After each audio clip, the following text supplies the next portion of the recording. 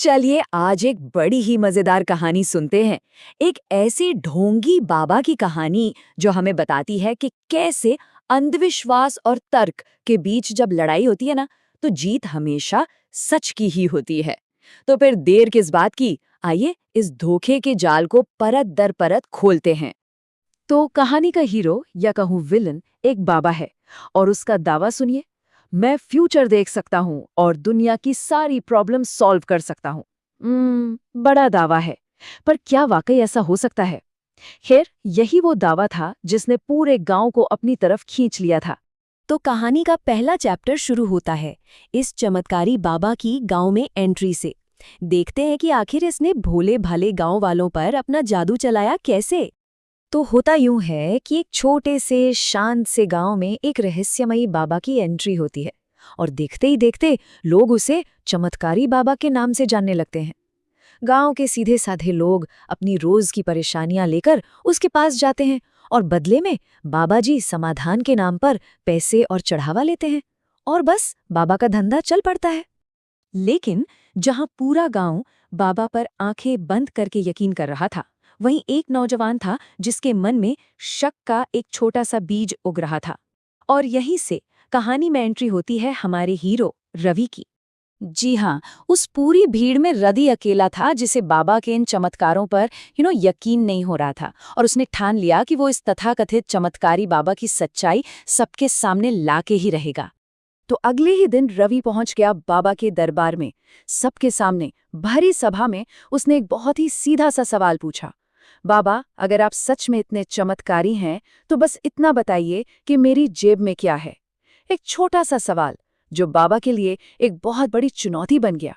बाबा ने थोड़ी देर आंखें बंद करने की एक्टिंग की और फिर बड़े कॉन्फिडेंस से बोला, बेटा, तुम्हारी जेब में पैसे हैं। लेकिन रवि तो तैयार था। वो हंसते हुए बोला, गलत, मेरी जेब तो बिल्कुल खाली है। अब देखिए, एक तरफ बाबा का दावा, दूसरी तरफ कड़वी सच्चाई। अब यहाँ कहानी में एक मजेदार मोड़ आता है। जब बाबा को लगा कि वो फंस गया है, तो उसने बड़ी चालाकी से पासा पलट दिया।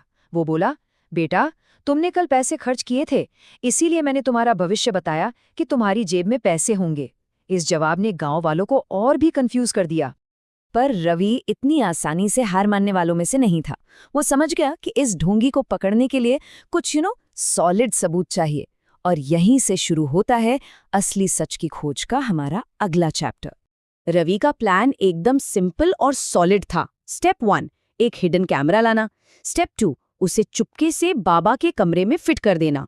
और स्टेप 3, जो सबसे जरूरी था, सच्चाई को रिकॉर्ड करना।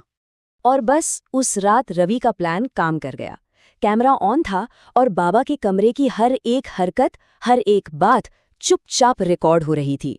किसी को भी अंदाजा नहीं था कि अगली सुबह एक बहुत बड़ा सच सामने आने वाला है। और अब आता है कहानी का क्लाइमैक्स, पर्दाफाश का समय।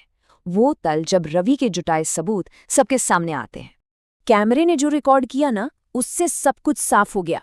रात के अंधेरे में बाबा अपने चेले से कह रहा था, सुनो, कल कौन क्या सवाल पूछेगा ये सब पहले से ही पता कर लेना। बस यही एक लाइन बाबा के सारे ढोंग की पोल खोलने के लिए काफी थी। अगले दिन दरबार फिर से लगा और इस बार रवि ने सबके सामने वो वीडियो चला दिया। गांव वाले ये देखकर हैरान रह गए, एकदम सन्न। उनका विश्वास, उनकी आस्था एक पल में टूटकर बिखर गई। जिसे वो चमत्कारी मान रहे थे, वो तो एक नंबर का धोखेबाज निकला। सच्चाई सामने आते ही लोगों का गुस्सा 7वें आसमान पर था।